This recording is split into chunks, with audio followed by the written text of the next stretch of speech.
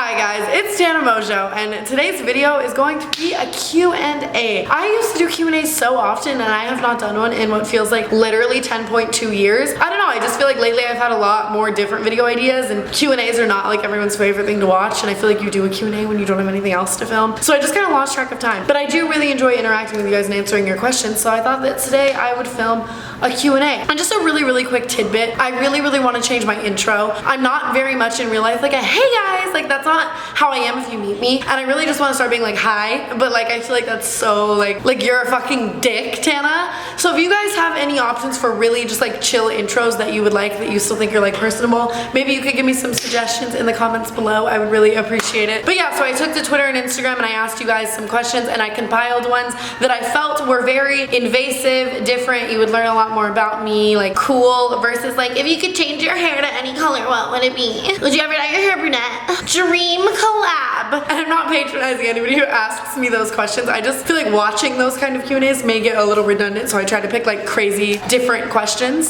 So yeah, if you ever want to participate in a Q&A, you can follow my social media below. I tweet about it just randomly a lot. And if you enjoy this video, please don't forget to subscribe. It would mean the absolute world to me. Our family fucking rocks, dude. Like, you should fucking join it. Yeah, let's get into the video. The first question is favorite trait about Lil Wayne, and the reason why I picked this is because if you watched me in the very beginning, like first 10 videos, I talked about it very briefly, but I used to be psychopathically obsessed with Lil Wayne. You can dislike the video, unsubscribe. I'm fucking weird. If you like search my Twitter, I literally have tweeted about him thousands of times. Every time I saw him in concert, I would bawl my eyes out. I had Lil Wayne posters all over my wall, like, and I was like 13. Like, what was wrong with me? And I actually, like, for so long wanted to get like Lil Wayne tattoos like all over my body, and I'm so glad that I didn't. Oh my god. Yeah, that was kind of a long prelude, but I wanted to explain why I like that question. I guess my favorite trait would be like his voice and how he is very unapologetically himself. A lot of people go straight to hate on him, and he just really doesn't give a fuck, and I think that that's dope. I really like people like that, and I do like his music, so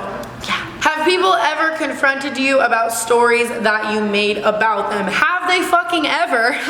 One thing that really sucks about me telling every single story I tell 100% truthfully, exactly how it happened, word for word, is that a lot of people will find out that it is about them, or watch the video and be like, that's about me, and then confront me. That pretty much happens with like every story time that I make. Like, I dated a fuckboy, that guy like DM'd me and was like, yo, like that's not cool, blah blah blah, I can't believe you made a video about me, etc. And I was kind of like, dude, you're a fuckboy. If the shoe fits, fucking wear it. And then I made a video a while ago that was about dreams, and the people in that confronted me. I denied it though, because I'm a pussy. I shouldn't be saying this on the internet. A while ago I talked about how I went on a date with a guy and like had a heart attack, and he was like mad at me for that. Like, literally, you can go watch that. I have like a heart problem. He confronted me about that. Petco fucking was mad. That's why that video doesn't exist anymore. The nail salon, obviously, they tried to sue me. I mean, literally, Solaris, like every single video I pretty much make gets back to the people because I'm so fucking blunt. But I don't ever want to change that. I want my channel to always be true, honest experiences from my life. I mean, I know that sounds a little kind of assholey and entitled. It's not that I want to like ruin them. If anything, I'd rather people not find out that the things are about them. That's why I use fake names for the most part, unless I don't want to. But I mean, like, I'm never gonna not tell raw ass stories from my life, so if, I mean, shit happens, I don't know.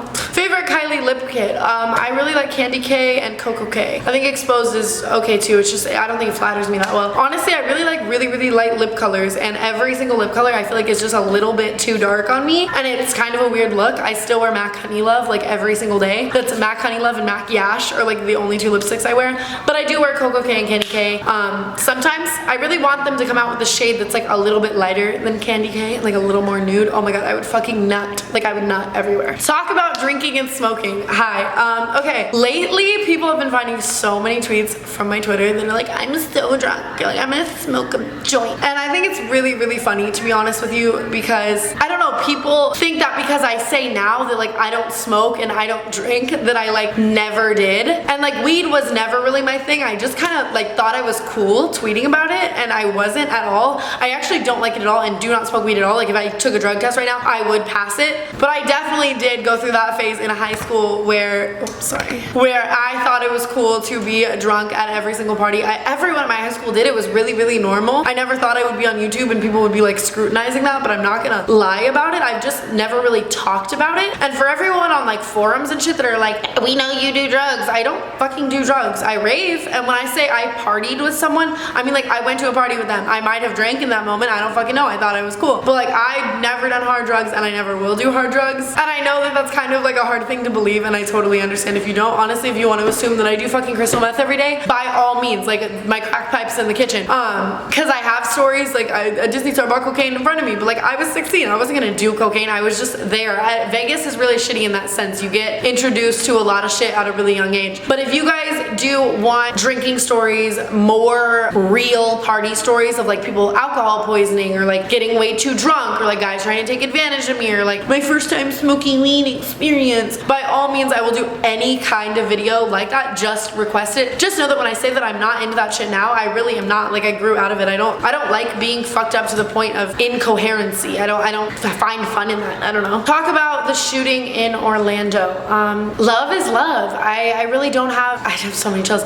I don't have a lot of words towards that other than, don't you see this pattern? People keep dying unnecessarily and something needs to change, and nobody should ever die because of who they want to love. And it makes me really sad because I feel like our society is very one step forward, two steps back. There'll be amazing movements like Pride happening this year for the LGBTQ community, and then it will just go two steps back. And I want to change that. I really hope that one day, if I were to ever have kids, or the following generation after me would not live in a society where there was a differentiation between straight people and gay people, or straight people and transgender people. I hope that the next generation is raised to learn that love is all equal and there's no need for labels, and that people are all equal regardless of how they feel on the inside and what they want to look like on the outside, or who they want to love, or who they want to be with, or what they don't want to define. I really, really hope to see progression in that, and obviously progression in controlling of people being killed unnecessarily. I donated to the GoFundMe page for Orlando.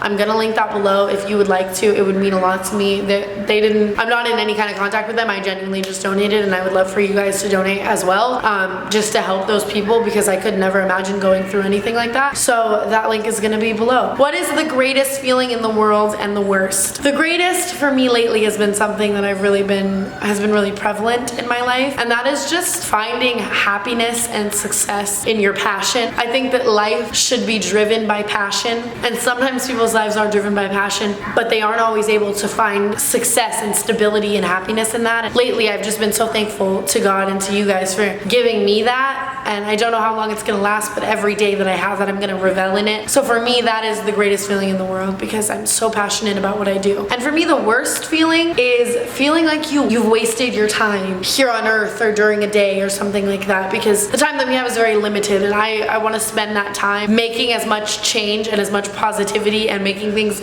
go as absolutely forward as I possibly can. And I know I'm only one person, so whenever I waste a day, I feel like that's such a shitty feeling. I don't know, I feel like that's like the worst feeling for me anyways. What do you plan on doing if YouTube is not an option anymore?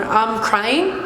I will do this as long as anyone allows me to. I really, really enjoy being able to help you guys. I have an entire video on that. It's my 1,000,000 subscribers video, so I'm not gonna get too crazy into that. If YouTube ever stopped, I would try to still do something in the industry, maybe like manage other people or help out other people, or I don't fucking know, dude. I love what I do. I don't want it to stop. I don't want to think about that right now, which might not be the best way to live, but fuck, I love what I do. Talk about tour and merch. This is the last question. In August of this year, I will be doing a really small tour, and that information got kind of leaked, and you guys have been asking me about that nonstop, and I haven't really been able to talk about it. It's probably gonna be like 5 or 6 stops, US only. Eventually I will do a world tour if you guys allow me to, but obviously this is just the beginning. I'm gonna do some major cities, and I'm just gonna go around and tell some fucking stories, and when I can say those cities, I will. And there's also a really good chance that I will be bringing along one of your favorite YouTubers. So if you guys want to leave in the comments below who you would like me to bring, that is still in the works. And merch. I'm going to be releasing the most epic merch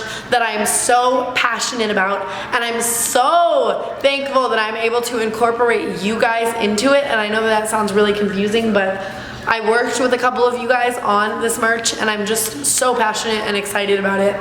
So yeah, right around my birthday, I will be releasing those, and I can't fucking wait. They are so much more epic than like my other merch. My other merch is so dope. I love my bleach and tone shirts, but I mean, like, those are just text on a shirt. These are actually so much more, and I'm so excited.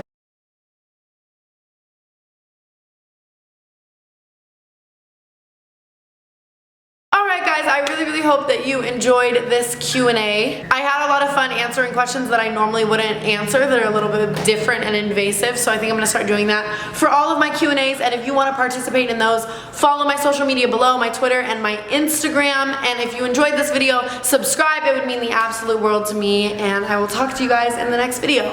Bye.